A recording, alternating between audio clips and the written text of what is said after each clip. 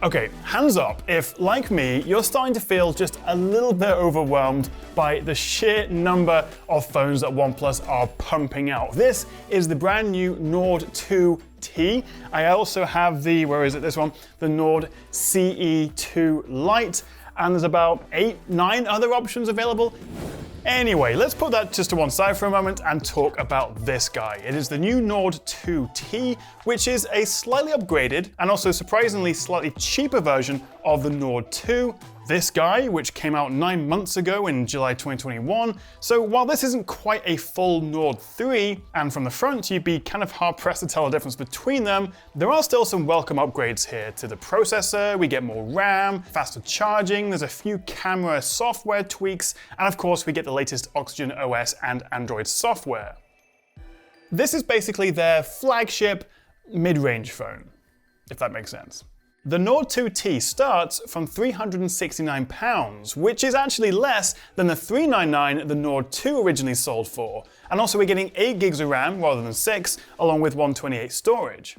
If you want, you can actually pay an extra £80 to get this with 12 gigs of RAM and 256 storage, but really I probably wouldn't do that. I would stick with this, the entry-level model which I have here, because this is a mid-range phone. It is all about value for money, and I probably wouldn't bother going for 12 gigs of RAM, especially as this does now support RAM Boost, which is not an exact replacement for having more RAM, but it does use a little bit of your storage, and while not as fast, it can, well, as it says on the tin, boost your RAM if and when necessary.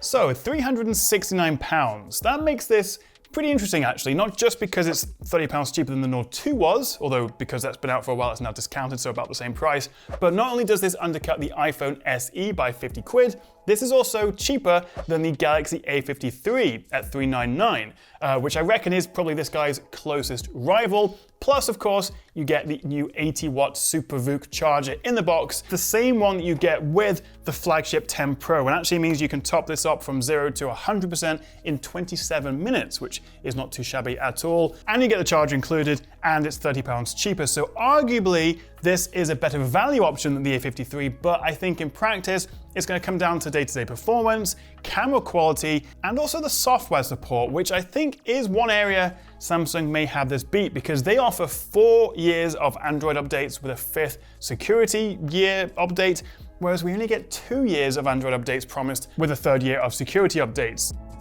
Anyway, moving on, what do you make of this design? I've got the very glossy Jade Fog color here, which as you can see has a slightly green tint to it, but it is basically grey silver, even though there's another color called Grey Shadow. But they both get Gorilla Glass 5 on the front and the back, nothing new there, although we do get this new metallized frame and some minor silver accent frames around the camera. I must admit, it's not my favorite design. From a distance, these camera modules look quite impressive and almost imposing, but actually up close, the lenses are kind of all over the place. It kind of looks like an illegitimate child of the Huawei P50 and the OnePlus 9.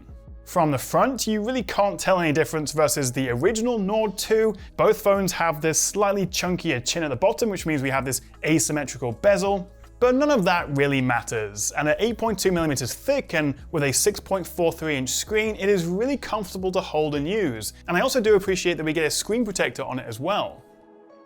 The screen itself is actually identical to the Nord 2, there is no difference. Still 90Hz, still Full HD AMOLED, still 6.43 inches. Which is a little bit disappointing. I had kind of hoped for a bump up to 120Hz like we get with the Galaxy A53.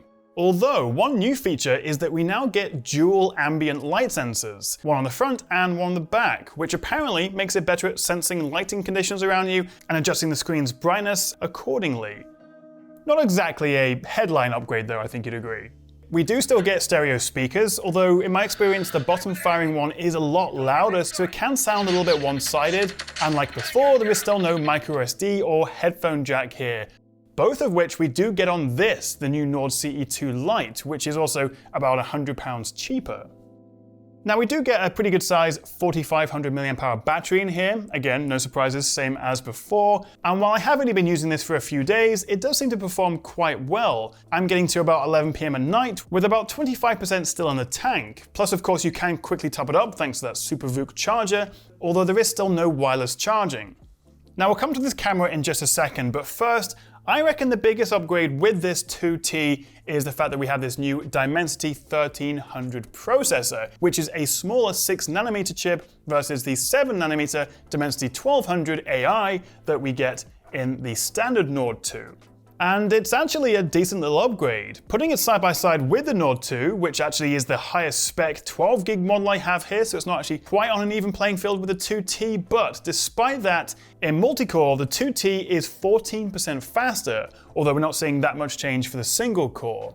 But then, if we switch over to the 3D Mark Wildlife Stress Test, not only is the peak score 10% higher, but just look at that stability, 99% versus around 60. So this new, more efficient chip has basically eliminated throttling, which of course is a really big deal for gamers.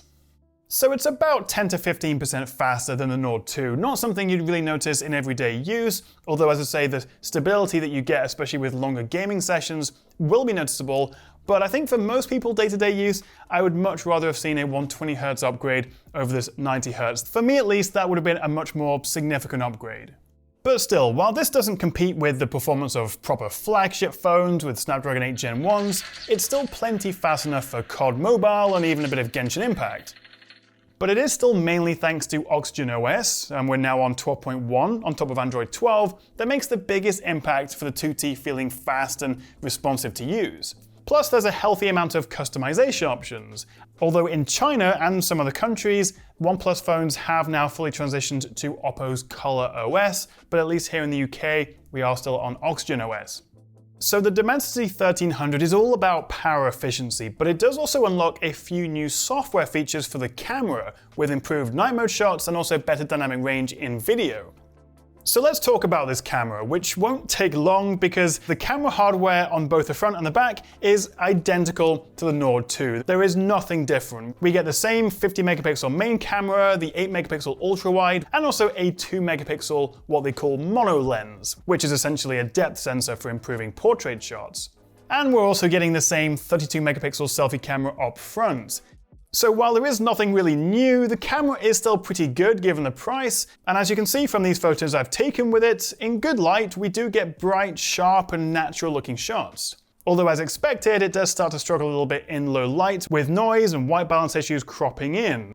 Although, side by side with the Nord 2, the 2T's improved night mode does seem to make a small but noticeable difference.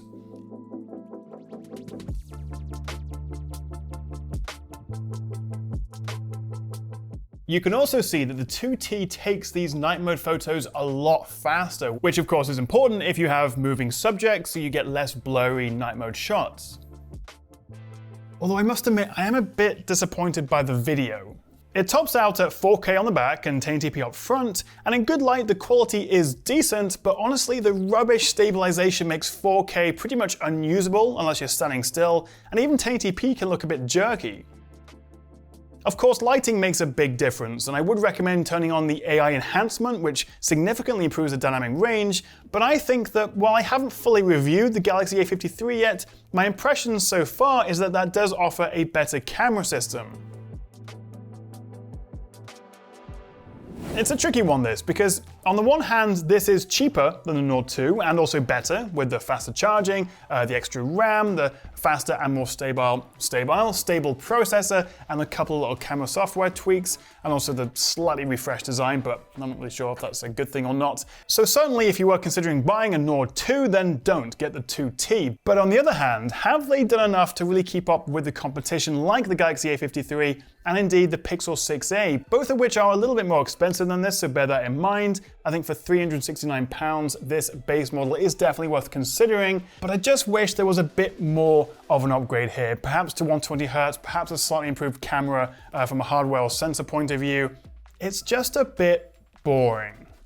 But what do you reckon? Would you be tempted to buy this, or maybe the A53 or the Pixel or the iPhone SE? Let me know in the comments below.